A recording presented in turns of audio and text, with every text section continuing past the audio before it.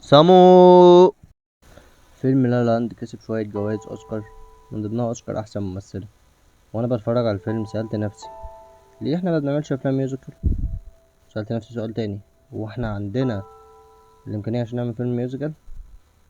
علشان أقدر أجاوب على الأسئلة دياتي أصلا قررت نشوف على تاريخ أفلام ميوزيكال في مصر. زمان التلفزيون ما كانش متاح لكل الناس، ولا حتى أغاني الفيديو كليب كان اختراعها، فكان الأفلام الغنائية هي السبيل الوحيد أو الطريق الوحيد اللي تخلي المستمعين العرب يشوفوا المطربين بتوعهم أو يستنوا يسمعوا أغانيهم. وفي فترة قليلة جدا تحول الجمهور اللي بيسمع لجمهور المتفرج، لدرجة إن من بداية التلاتينات لغاية الستينيات أنتجنا حوالي 300 فيلم غنائي. الأفلام الغنائية كانت بتنزل تكتسح شباك التذاكر، وخلت مغنيين بيهم ممثلين زي محمد أبو وهاب، أم كلثوم، شادية، صباح، فريد الأطرش، وعبد الحليم حافظ صاحب الفيلم أبي فوق الشجرة، أكبر فيلم حقق إيرادات 100,000 جنيه في وقتها. المصرية في بدايتها ما كانتش متأثرة بهوليوود، صحيح إنها تأثرت بيها في مرحلة لاحقة، بس في الأول كانت متأثرة بالمسرح الغنائي المصري ونشطائه زي علي الكسار ونجيب الريحاني ويوسف بيك وهبي، اللي خلاها تأثرت بعد كده تأثر مخرجين من جيلها زي يوسف شاهين اللي كان أصلا متأثر بالموسيقى الغنائية. الستينات كون الموسيقار محمد أبو وهاب والمخرج محمد كريم شراكة نتج عنها تلات أفلام: الوردة البيضاء 33، دموع الحب 35، وإيحاء الحب 38. الشراكة دي انتهت ساعة ما محمد أبو وهاب قرر يوقف عن التمثيل سنة 46. والأغاني في الأفلام دياتي كانت بتمتاز إنها كانت قصيرة، كانت 5 دقايق، قصيرة بالنسبة للأغاني في الوقت ده، وكانت بتعبر أصلا عن مآسي وأفراح بطل القصة. في نهاية التلاتينات وبداية الأربعينات ظهر نجوم غنائي جداد زي أم كلثوم، فريد الأطرش، ليلى مراد، محمد فوزي، محمد الكحلاوي، نور الهدى. جزء منهم كان عنده شهرة من الحفلات بتاعته والجمهور كان بيسمعه بالراديو، وجزء كان اكتشاف مخرجين زي حسين فوزي ويوسف وهبي وأحمد بدرخان. الفترة الأولى كانت بتمتاز إنها ميلودرامية أكتر من الفترة التانية. الفترة التانية كانت مثلا أم كلثوم تاخد دور قصص الحب البائسة أو حتى القصص التاريخية، وفريد الأطرش ياخد دور مغني شاب في رحلته عشان الشهرة، وأفلام محمد فوزي كانت بتميل للكوميدي. 49 هي ذروة السينما الغنائية، نزل فيها فيلم زي حب وجنون، فاطمة وماريكا ورشيل، غزل البنات، أحد أهم 100 فيلم في تاريخ مصر، ليلة العيد. الجيل التالي ظهر اللي كان آخر الأربعينات وبداية الخمسينات، جيل شادية، صباح، عبد الحليم حافظ، وعصره كمان من الجيل اللي فات فريد الأطرش، ليلى مراد، محمد فوزي.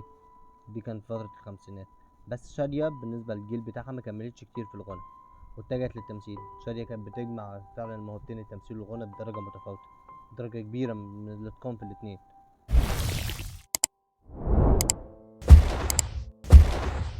على صباح المطربة صاحبة النفس الأطول، عملت بلبل أفندي 48، وشارع الحب 58، وطريق الدموع 61. بعد كده بعد كده رجعت لبنان، وبعد كده رجعت غنت تاني، عملت زي فاتنة الجماهير 64، والمليونيرة سنة 66. بس كل ده جنب عبد الحليم حافظ؟ لأ، عبد الحليم حافظ كان هو الملك للأفلام الغنائية والموسيقية في الخمسينات والستينات. كان بيعمل دايما دور الشاب الفقير الحبيب، المواقف الاجتماعية ديت اللي بتجسدها عن طريق التضحيات والعقوبات.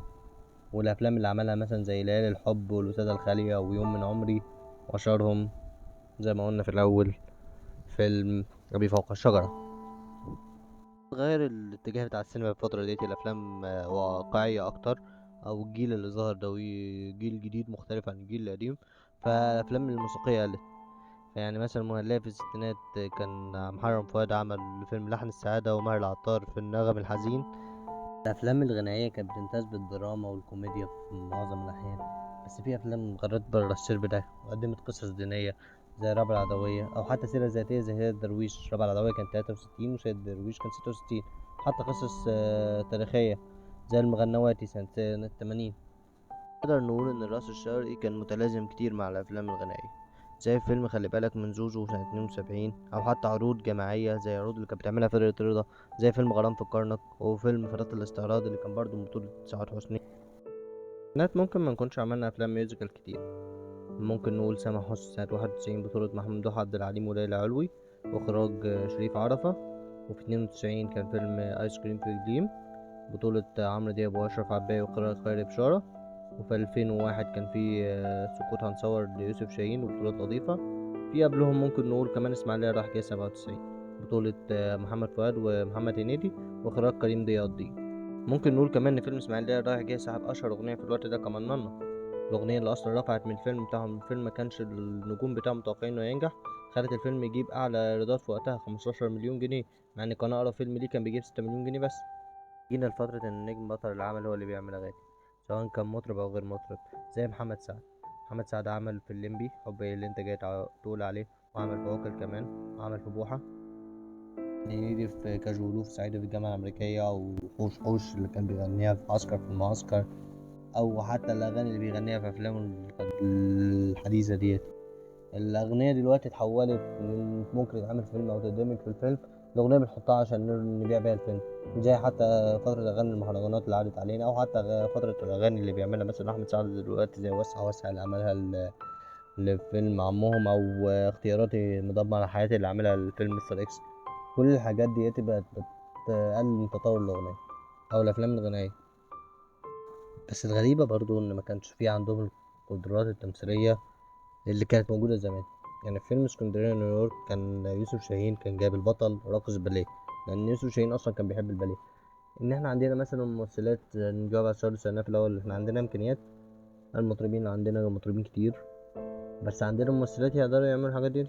ممكن دنيا دلوقتي، اسمنا عبد العزيز كانت بتعمل الحاجات دي زمان، بس الممثلين بيعملوا ايه؟ يعني احنا عندنا الافلام الميوزيكال كان البطل بيبقى عادي يغني والست بس بترقص، يجيبوا رقاصة او يجيبوا فرقة كاملة زي فرقة محمد رضا. فرقة محمد رضا دي كانت سبب كبير ان الافلام الغنائية تنتشر. اول فيلم غنائي في مصر كان سنة 32، كان تمثيل جورج ابيض وعبد الرحمن رشدي، كان المخرج الايطالي الاسكندراني ماري فولبي، وسيناريست ستيفان روستي، وكان الحوار بتاعه كان اللي كاتبه خليل مطران. ممكن نقول ان اكتر فيلم كان فيه استعراضات او انجح فيلم في الاستعراضات كان فيلم غرام في القرن. الفيلم ده على مدار 120 سنة في السينما المصرية قدمت أفلام كتير، أفلام غنائية وأفلام درامية. لو هنقارن الأفلام الغنائية أو الاستعراضات اللي اتقدمت، مفيش استعراضات اتقدمت أحسن من استعراضات غرام في القرن. فرقة محمد رضا عملت أكتر من فيلم أو كانت استعراضات في أكتر من فيلم، بس الاستعراضات اللي قدمتها في فيلم غرام في القرن مختلفة. يعني ممكن أقولك إن الاستعراضات ديت كان الأقصر بلدنا بلد سواح، حلاوة شمسنا، هاتشبسوت، كتير تاني اتقدمت قدمها المطرب محمد العزبي مع الفرقة في الوقت ده. ممكن نحط فارل مانس وشويكار مع الثنائيات التمثيلية الغنية. ممكن لأن فارل مانس كان بيعمل استعراض جميل زي استعراض قلبي غاوي 7 قارات في فيلم طاردة غرامية 68، وكمان عمل أكتر من سكتش تاني في أنت اللي قتلت بابايا، وجائزة غرامية، ربع دستة أشرار، ده كله كان مع شويكار. وفيلم مولد يا دنيا، فيلم خالي من الكوليسترول، ممكن نعتبره ميوزيكال. هو كان أشرف عباس بيقدم فيه استعراضات، بس استعراضات كوميدية، مش أغاني، لأن حتى ما استعنش بمطرب عشان يعمل الأغاني بتاعته، كان هو اللي بيغني. صوته مش وحش بس برضه ما كانش الأحلى، أو حتى الأغاني بتاعت الفيلم عشتش خالص. ده كان سنة 2005. الفيلم أصلا بطولة أشرف عباية وإلهام شاهين وحسن حسني. الفيلم الأخير اللي يعتبر آخر فيلم ميوزيكال في مصر كان فيلم مفيش غير كده، بطولة خالد أبو النجا ونبيل عالبيت سنة 2006. الفيلم منجحش خالص، وحتى دلوقتي بعد ما مر عليه الزمن منجحش، لا وقف قدام عامل الزمن ولا في فترته نجح. الاغاني اللي فيه برضه ما اتشهرتش بالرغم من وجود نجوم زي خالد ابو النجا ونبيل عبيد. يعني نبيل عبيد ديت في فترتها كانت ممكن تعمل فيلم ميوزيكال، ما عملتش ليه، وجت عملت دلوقتي عشان فيلم وحش. ممكن نقول إن ليه برضه ما بنعملش افلام موسيقيه او ميوزيكال، عشان تكلفتها عاليه، وما عندهاش الاقبال اللي كان عليه الجمهور زمان. زمان الجمهور كان بيروح الفيلم عشان يشوف المغني بتاعه بيغني وهو واقف قدامه. لا، دلوقتي عنده الانترنت والسوشيال ميديا، وشوف في التلفزيون، لما التلفزيون بقى في كل بيت، وحتى الفيديو كليب بقى موجود على كل تليفون. يعني كل الحاجات دي متاحة قدامه، فبالتالي ان يقدم فيلم ميوزيكال مش هينجح. وغير كده زي ما قلنا ارتفاع التكلفة، والفيلم ما بيجيبش اجر اصلا. يعني زي ما قلنا اخر فيلم او اخر افلام نفسها ما نجحتش. رشة جريئة، خالي من الكوليسترول، مفيش غير كده، التلاتة دول ما نجحوش. ممكن اللي قبل الأخير كان فيلم آيس كريم في جليم، ما نجحش في وقتها، الأغاني نجحت بس الفيلم أصلا بعدين نجح. آسف إن كنت طولت على حضراتكم، شكرا لكم إنكم كملتوا الفيديو للآخر. سلام.